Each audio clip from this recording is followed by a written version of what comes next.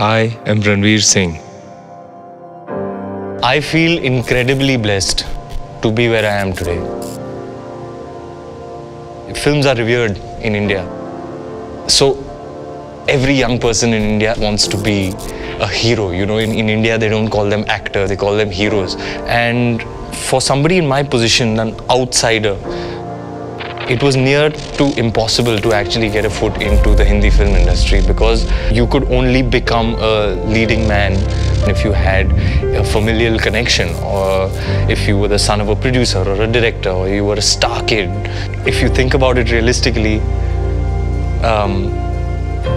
I couldn't get there. Around the age of 15, I sort of abandoned my dream of becoming an actor and I pursued becoming a copywriter. I went to America to study advertising. I think in the second year, by chance, I took an acting course. And on the first day, the instructor said, I don't want to know who you are or where you're from. I just want you to get up in front of the class and perform. And when I went up and I started reciting a famous monologue, and it was in Hindi, and nobody in the class understood Hindi, but I said it with a great deal of passion. So everybody was taken aback. And when I saw that I could perform and evoke an emotional reaction out of a viewing audience, it was beautiful. I felt that rush. And I sat back in my seat and I said, why am I not doing this? I can accept failing, but I can't accept not trying. So I called my dad and I said, this is what I want to do. So he said, one condition, you complete your education so you have something to fall back on. So I finished my education and I came back and I was like, well, here I am. But how do I do this? I have no idea. I thought maybe I should get a job which takes me to an actual film set. At least I'll be closer to films. So I went to that set thinking maybe I'll be attracted to being a cameraman, a technician, or an editor.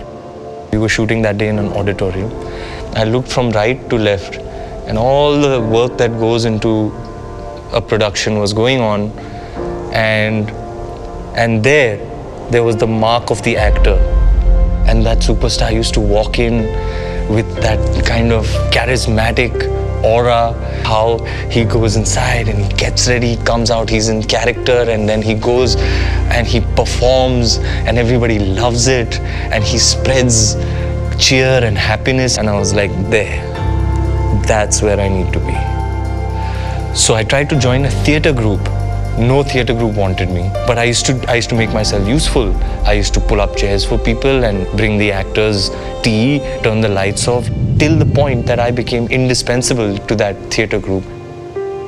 I used to put the set up, break the set down, load big trunks into the truck. I was basically the runner. And I remember sitting outside and they said, oh, you know what? There's a film being shot next door. And I was like, what am I doing here? So I had to make a calling card, what they call the actor's portfolio, you know, headshots. I pulled a favor from my father's friend who had a printing press. I would go to his place in the middle of the night, take those pictures, make them myself. I used to steal numbers from people's phones to call filmmakers. I used to go from office to office, waiting for them all day, give my portfolio hope that I'd get a call back. I faced a lot of rejection, a lot of humiliation. It was a difficult period. I had dedicated my life to this and it just seemed like it would never happen. I don't know what was driving me. I think it was just self-belief. I believed that I was good. And one day I got a call and they said, it's for this audition. And they were actually looking for a new face. This is it. This is the day you've been waiting for. It's right there and you have to seize it. There is a Gurudwara on the way. I went to that Gurudwara and that audition went well. The biggest break that one could possibly imagine, I had just got. My legs gave way and I slumped down to my knees and I started bawling.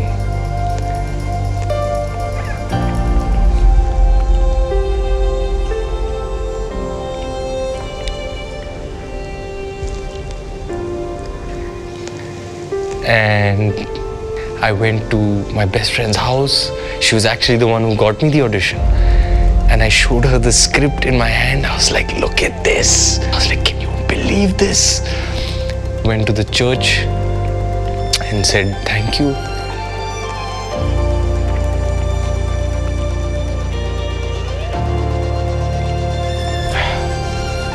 I'll never forget that day.